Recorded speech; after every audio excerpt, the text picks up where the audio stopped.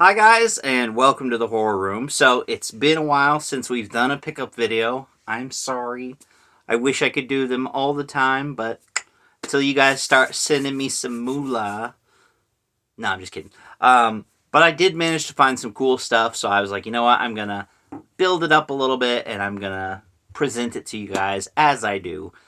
First off, let's start with some of the cooler things that I found, which you might have seen in the thumbnail. I found these movie novelizations for rather cheap, not 25 cents like this one says. But this is the Jaws novel by Peter Benchley. Now, I've actually listened to an audiobook of this, and that's why I picked it up because it's very, very interesting. It's got the same beats as the movie, but they add a little bit of stuff on the side.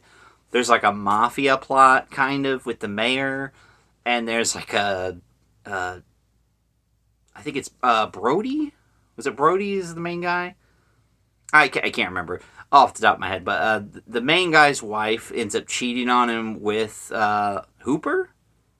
I think it's Hooper. Yeah, Brody and Hooper. It's hard for me to remember the names. I'm not a huge Jaws fan, but I do appreciate the original one. And I was excited to grab this. I saw how cheap it was, and I was like, you know what? I'm going to grab that. And I think if I ever found the sequel, I'd grab that one too. This is not something that I normally collect for. I do know that there's a huge market, especially for like the Halloween novelizations, the Friday the 13th, the Child's Play ones. And I've heard a lot of those, and I would love to get my hands on those, trust me. But some of those are a little expensive.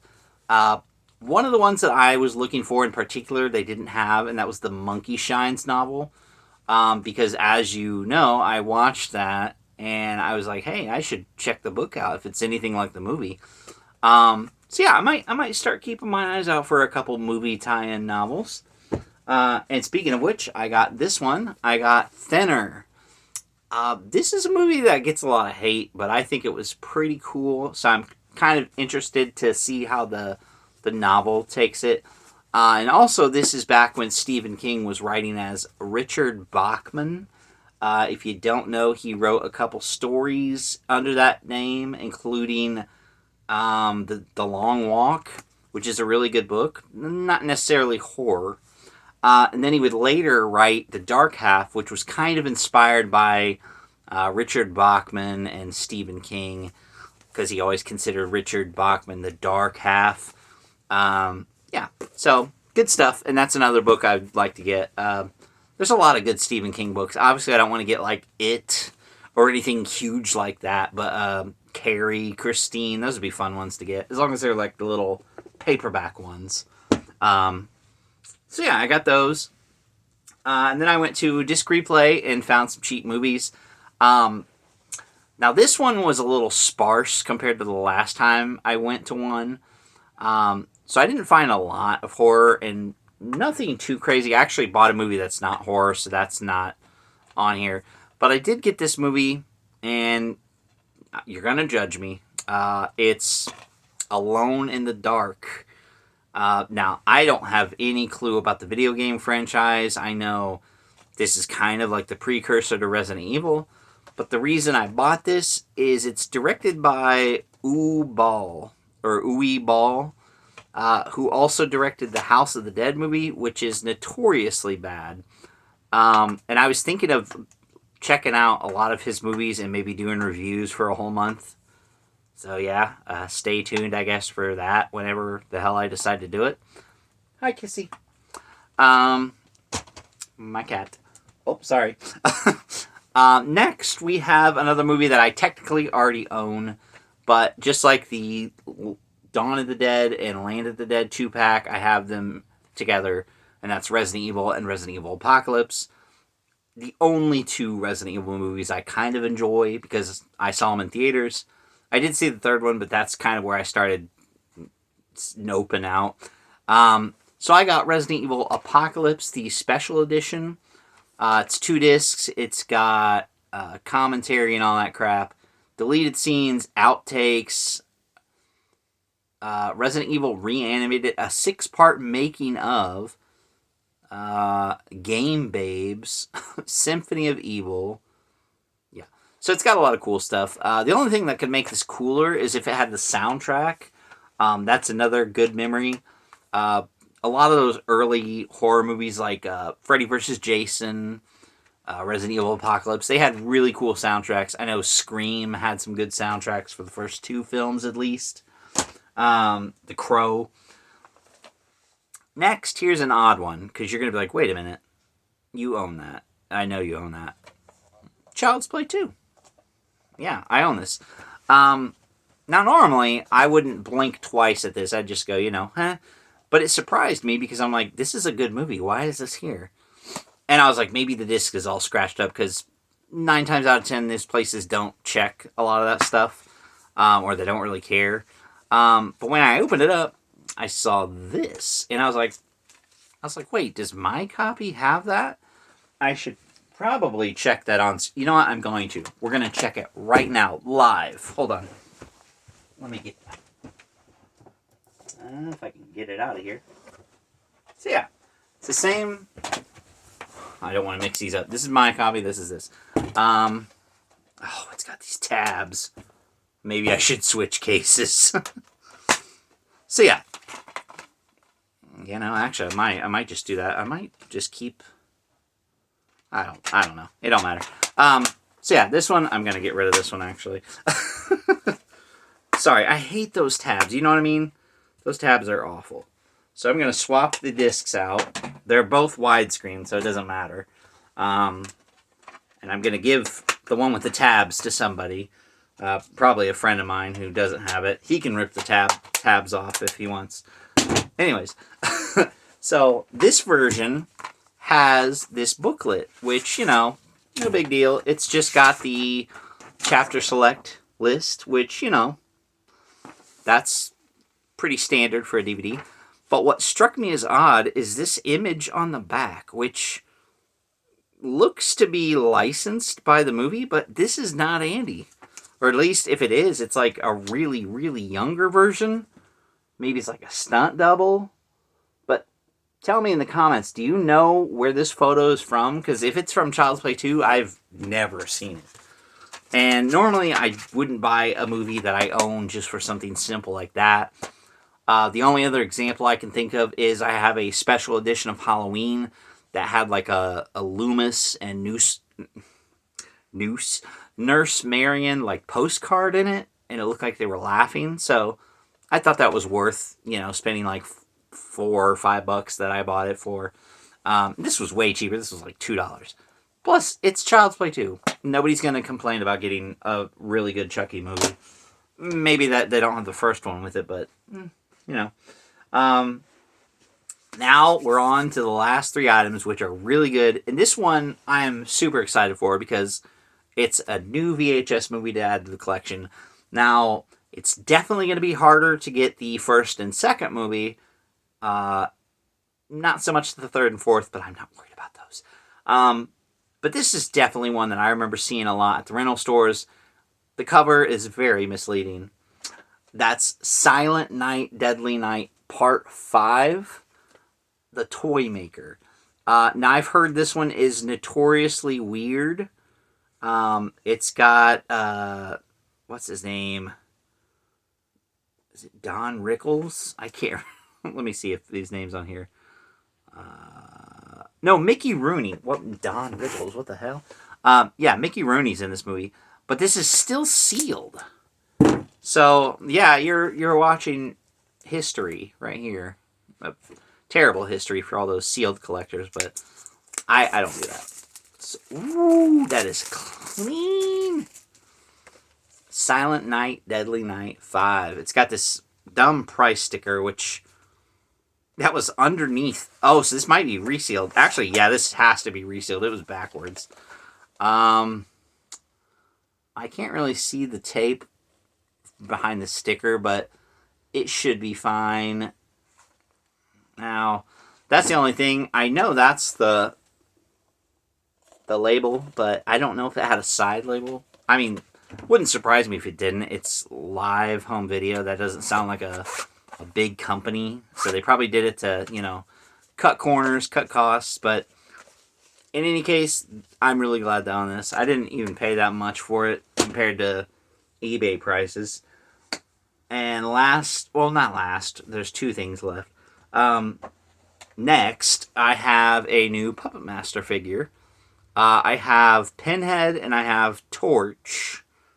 Pretty sure. I can't really... Yeah, that's Torch. I always think I have Tunler, and I really want Tunler. But I found Jester.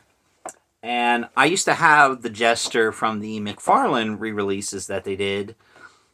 And the packaging was red. I like those ones. I think they're pretty cool. But they're a little more pricey. But you can find the full moon ones for like $30 to $50. Sometimes as low as $20, just depending on the variant or the condition. Also, I know Totem and like Leech Woman go for pretty cheap. This one was actually pretty cheap. And I think the reason is because it's a Japanese exclusive.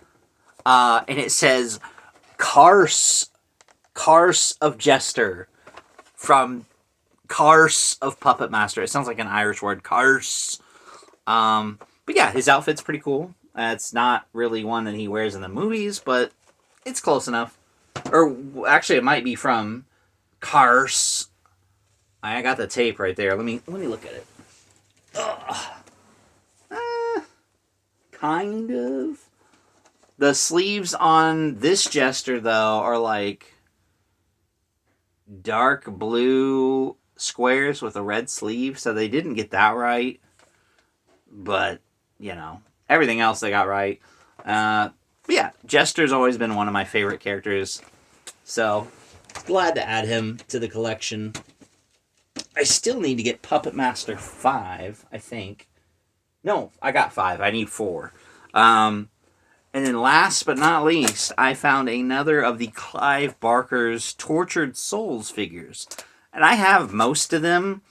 Let me show you the picture on the back. I'm not even going to try to say all their names. I don't even know their names. But I have most of that set right there.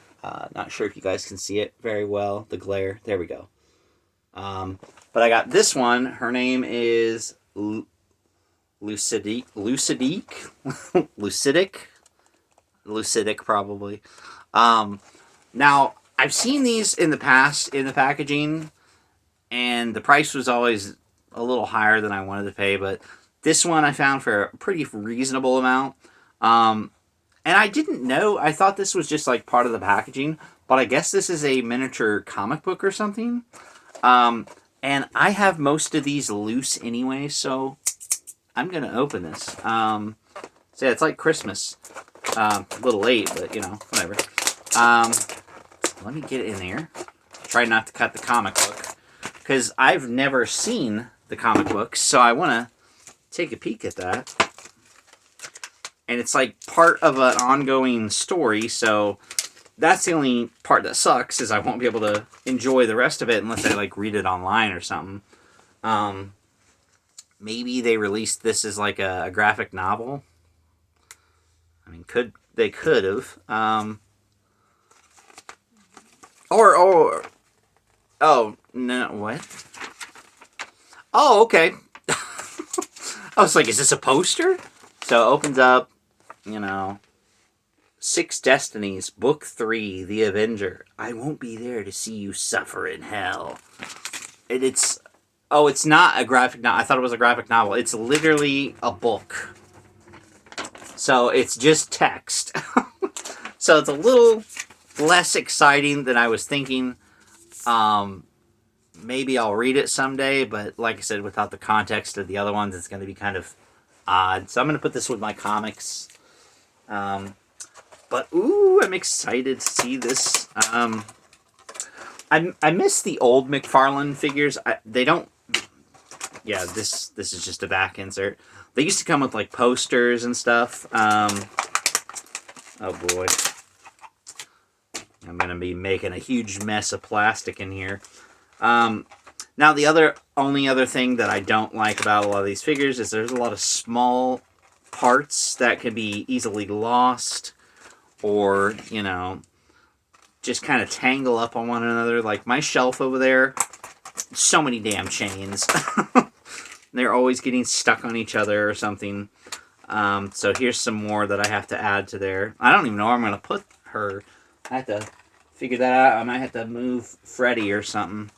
Freddy's sitting over there with a couple of my Mighty Max Doom Zones that don't fit over here. I just need a separate shelf for some of this stuff. But yeah, I think I've got most of these. I need to look it up and figure out which ones I'm missing. And these go great with the old Hellraiser figures, but those are way more expensive. Like, I'd probably be happy with just getting like Frank, Chatterer, Dr. Channard, the Wire Twins, maybe a couple from Part 3, because Part 3 is goofy, but I love Part 3. So yeah, she's got all this stuff. I'm not going to remove all the small pieces yet, because it's going to be such a pain. But, oh, well, I guess I have to remove the tape on this. And I'm probably going to have to look at the packaging to see how she's supposed to use half this shit. But, yeah, she's got her little hook thing. It looks like she's throwing the metal sign. She'd be a 10 if it wasn't for that forehead. It's a 5 head. But yeah, I also know they had like the Twisted Fairy Tale ones. They had like the Wizard of Oz ones. They had like the McFarlane Monsters. There's a lot of really cool figures he did that weren't just specifically Movie Maniacs or Spawn. And yeah, he's kind of made a comeback over recent years, but like the Movie Maniacs line is a joke now. I mean, they have Bugs Bunny and like Kevin from The Office as part of Movie Maniacs. Like, okay, I guess. But yeah, this is a pretty cool figure. She's not very posable like the other figures, but I mean, I guess that's not the point. She's just supposed to stand there and look cool, I guess. I'll have to see what weapons go where. Her hand is a lot more squishy than I thought it would be. So yeah, she's kind of cool. She reminds me of like a Diablo boss or something. But yeah, so there you have it, guys. Not a huge haul, but I got some cool items. I'm excited about the novels. Definitely excited about the new Puppet Master figure. I need to get some more of these. I know Six Shooter and Blade are going to be the hardest ones to find. I'm probably going to get Miss Leech or Tunneler next, or maybe both, because I do like both of them. And like, I got all the NECA versions of them, but like, I decided not to get the Miss Leech one because it comes with the Puppet Master trunk, which is cool, but also like, it's only cool if you're going to take them out and display them. I would have much rather she came with like Totem or like a variant of Blade. But yeah, it's NECA. But hey, hope you guys enjoyed. Normally we do a pickup on Wednesdays, but since I knew this was going to be a little longer, I decided to just throw it out there on Sunday. Next week we'll be back to the normal type of videos. So I'll see you then.